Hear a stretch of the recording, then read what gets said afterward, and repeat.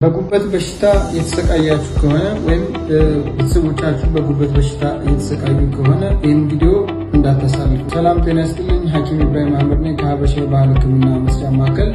ዛሬ ይዤላችሁ የመጣው የጉበት መድኃኒት ወይም በተለምዶ በሀገራችን አጠራር ወፏ ተብሎ የሚጠራው በሽታ የሚባለው ይህ በሽታ 5 አይነት በሽታ ሲሆን ሄፓታይተስ ኤ፣ ቢ፣ ሲ፣ ዲ፣ ኢ ናቸው። እንግዲህ ትንሽ ከበድ የሚለውና አስቸጋሪ የሆኑት ደግሞ ቢና ሲ ናቸው። ለእነዚህ መድኃኒቶች ዛሬ ይዤላችሁ የመጣው ይህ መድኃኒት ወደ ውስጥ የሚገባ አይደለም።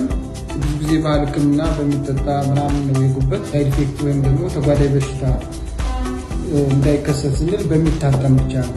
ጉበትን በሚታጠን ብቻ ሙሉ በሙሉ ማጥፋት ይቻላል ወይም ይሆን ማለት ነው።